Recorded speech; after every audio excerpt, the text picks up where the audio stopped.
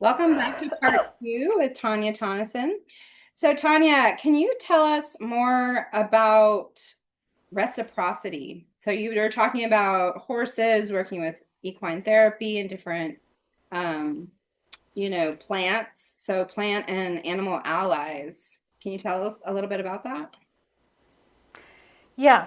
So I feel like we kind of touched on this a little bit at the beginning, but um, if you're wanting to connect on a shamanic level, with a plant or an animal, or maybe you're, working with herbs or something like that, um, kind of one of the easiest way, and it's funny because we were talking about how important it is to be in the now, in the present, and I feel like animals and plants and I feel like kids are like this too, but it's like what they really want from us is just to be present, and it seems so simple, but it's so hard, like in this, like in our lives, because we just, there's just so much to juggle and distractions and everything.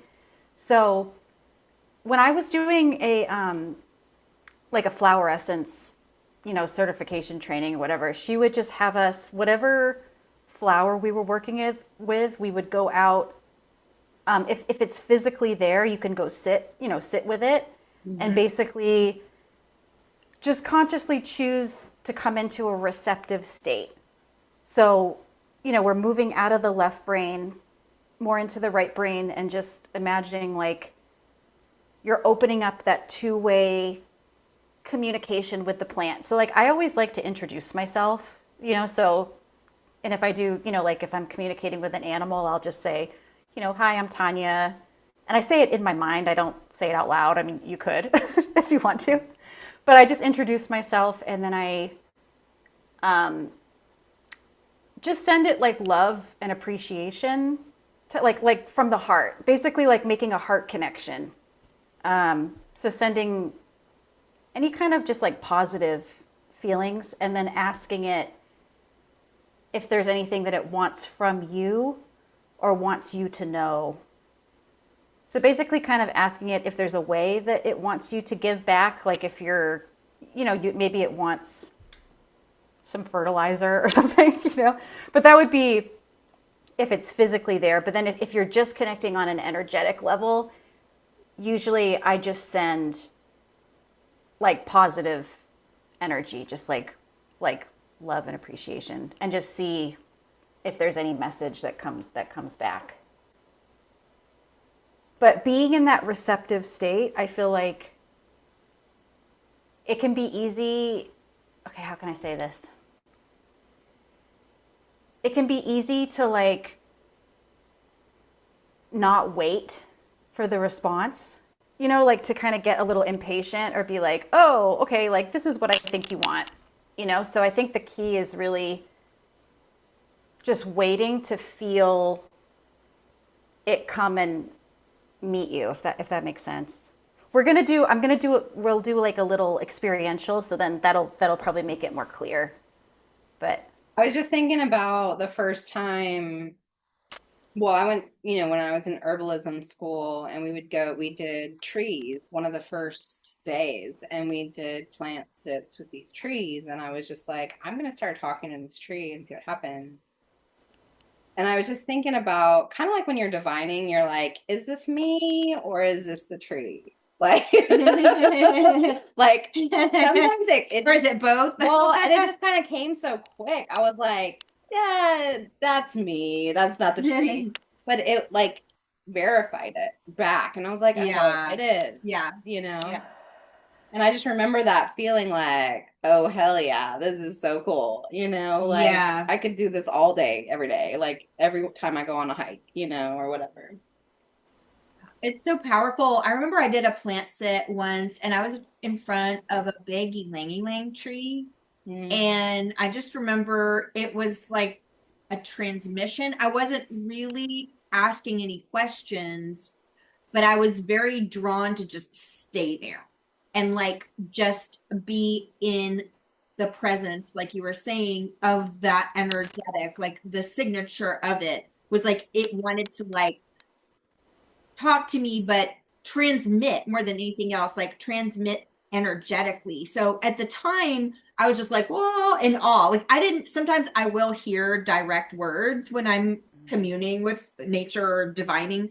And I don't remember hearing direct words, but it was really a powerful, like, you need to be in this energy. You need to be in this energy and allow it to penetrate your aura and give you information, healing, downloads, right? Like we don't have real words for it, but the essence of whatever it knew I needed and that I wanted to, I was in total gratitude. I guess that would be my kind of like reciprocal emotion was gratitude for the tree, the attention that the tree gave me, and the knowledge or whatever else it was really passing along, but really just the feeling of being in that, in the presence.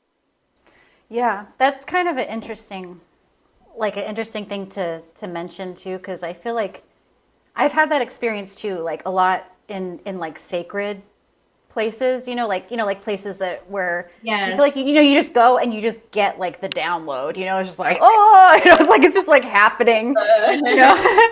Yeah, so it's like I don't know, it's an interesting thing to think about because I like what you said. I think sometimes it doesn't always come in words, like if you're asking for a message, it might just be a feeling, and that's totally fine too. um but oh, there was another piece. What were you going to say, Liz? Because Oh, it'll I was probably just come thinking back. about being receptive and how challenging that is Mm-hmm. because we're so used to being like Yeah. stimulated and entertained and just constant, like you were saying, like a barrage of images and information, and that like not like truly, truly like sitting and waiting and like reminding, like to let the thoughts go. I think meditation definitely helps with that, I think you so know, too. But it's such a practice. Like such a I practice. have to do it, or like else I feel like I Yeah. lose connection so quickly, even as long as I've been doing it. Like it's still such a practice. I think there is a lot of fuzz and interference, and so yeah, it's important that we do it. Yeah. Yeah. I think one other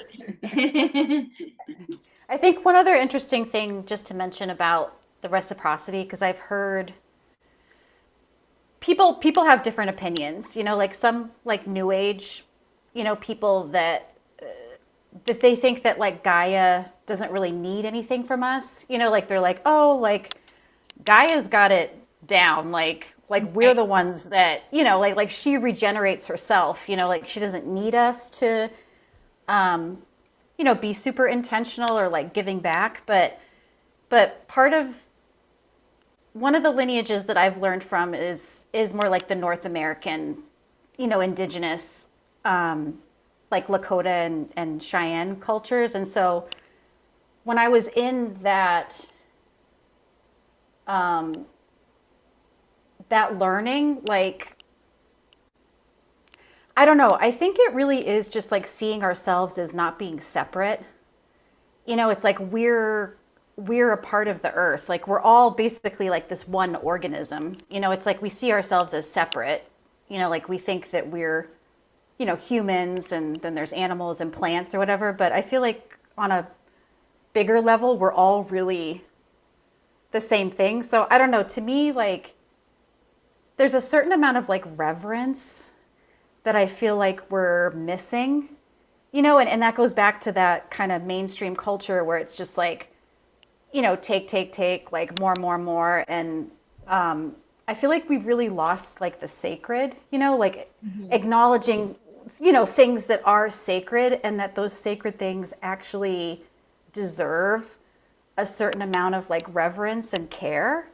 So, so to me, that's where I feel like I think it is important to be intentional in that way because it's just such it's like such a beautiful thing and it's like imagine if like everybody was giving, in that way. And um, I mean, we definitely have a lot less like pollution and, so I don't know. So I think for me, I think it is important.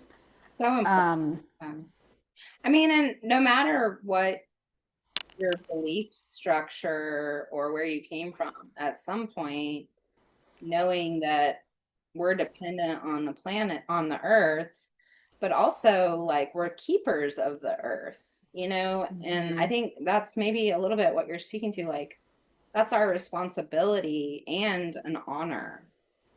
And I think that's the part that we don't always, you know, we might know it, but like doing it, you know, and follow through and yeah. And yeah. it's also like that what you put out comes back to you. It's kind of like one of, some of those like universal laws where it's like, um, if you're not treating something well, then that energy is going to come back in some way. So that's why I just think it's so important to like teach kids, to like, respect animals and plants and, like, no, this is a living thing and, it deserves to be here as much as we do. Yeah, and I think it is like Liz was saying, there's an element of stewardship and a conversation that we have ongoing with, well, I mean, Liz and I talk to the plants literally, but a conversation with the earth. And yeah, also people, to your point about reverence, people come to Liz and I all the time, like begging for ritual. They don't have it, and that's what they're missing, and they're asking for connection to any of the elements, you know? And it's a huge deal. Yeah. Yeah. I mean, it's like a big part of who we are, and I feel like it's Yeah, been lost, from different, right, lots of different reasons. right. Yeah. So I just want to Because say we're running out of time, and I want to make sure that we can talk about our offerings. So Tanya, I know you're going to lead us through something. Do you want to just tell us about it so we can practice it at home?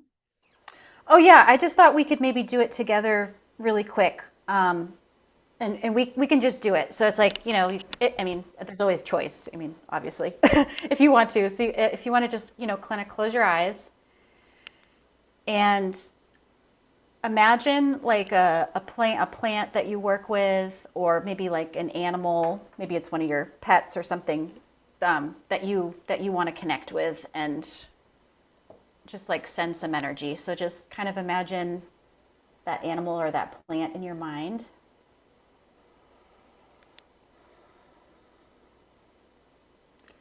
And then just from your heart and your hands, just sending out love and appreciation to that being.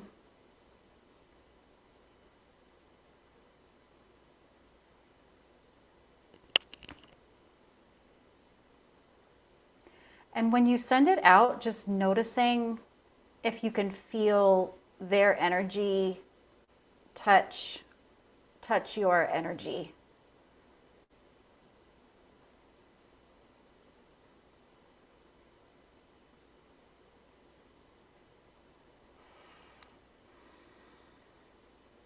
So then, yeah, just sending love and appreciation, and then you can ask them if there's anything that they want to tell you, if there's maybe anything that they would like from you.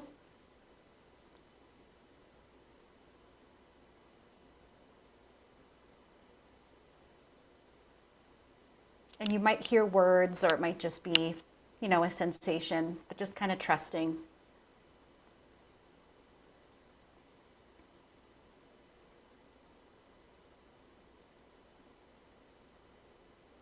And then when it feels complete, you'll just kind of thank the animal or the plant, and close.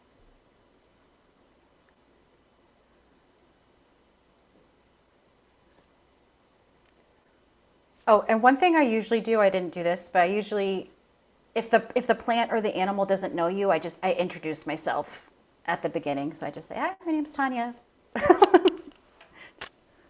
So I don't know, did you feel Oh, anything? so cool. Oh my gosh, can I tell you real quick? Yes. I initially was like all these different herbs were going through my mind, and then the Mhm. snake plant jumped in. Ooh. And one of my shamans talked about cutting it into pieces and soaking it in water and then using that water strain to spray your altar, clear your space. Cool. And with that was the snake. And it was all about like transformation and clearing. And I was just like, oh, that's so what I'm going through right now. And it was like actually physically doing things to clear and cleanse Whoa. as you're going through transformation. I was like, Amazing. yes, Yes. yes. Love it. What about you? Yeah, so I heard directly from the rosemary. It was like, we are ubiquitous. We are hot weather plants. You're supposed to use us for way more than you think. Because I've used rosemary on its own for a long time for things like clearing like parasites and things like that. And it was like, we can also be used for hormone health, which I didn't know. So I'm going to go research that because I heard that really clearly. Mm-hmm. Mm. Cool. I've heard Yeah. Oh, rosemary neat. is amazing. It has a million uses. So Yeah. makes sense. Love it. Well, thank Mm-hmm. you for that, Tanya. So, do Thank you want to you. tell us a little bit about your offering coming up? Yes. So I do one of the things that I do. It's called horse constellations. It's based off of Bert Hellinger constellations, if you've heard of that. But that's kind of the basic template I use. But I bring in all my other, things that I do. So it's really learning how to, sort of like come into balance with our own energy, and then sort of come into almost like a harmonic resonance with the horses and the land. And when we do that, crazy stuff starts happening. But no, it's basically it's partnering with horses, for healing work. But the way that I do it, the horses totally have choice on how they participate. So it's not, we're not forcing them to do anything.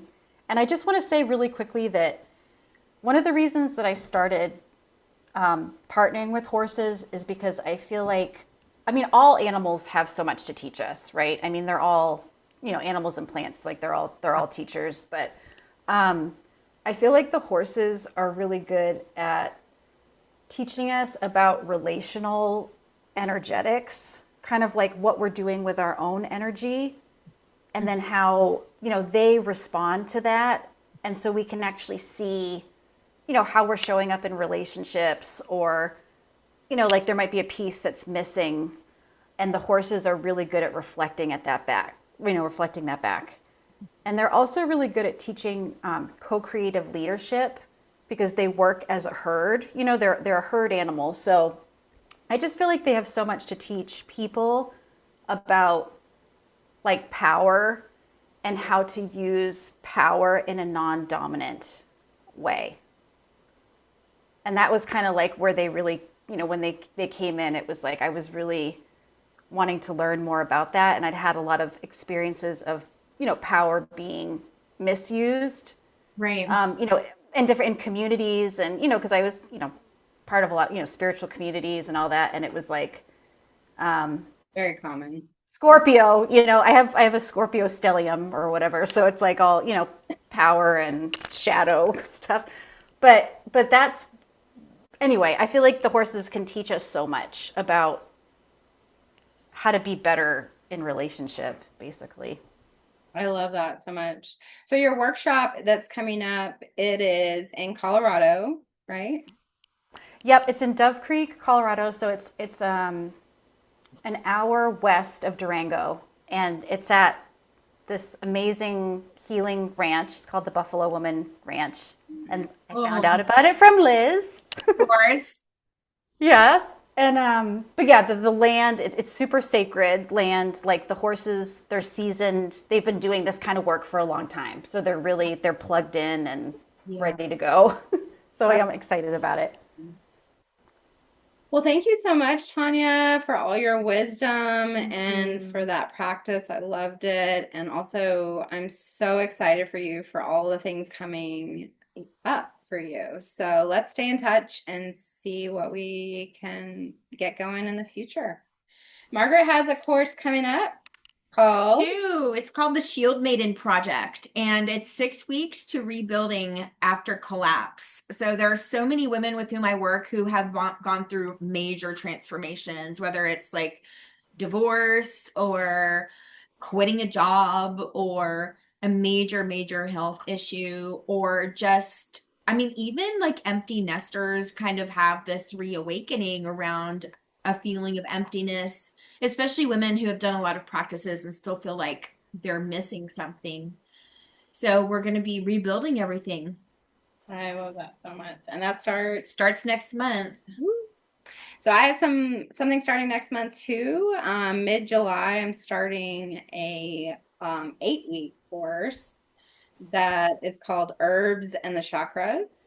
Beautiful. So every week we're going to do a different chakra, different herb, do a little bit of a deep dive, make something with that.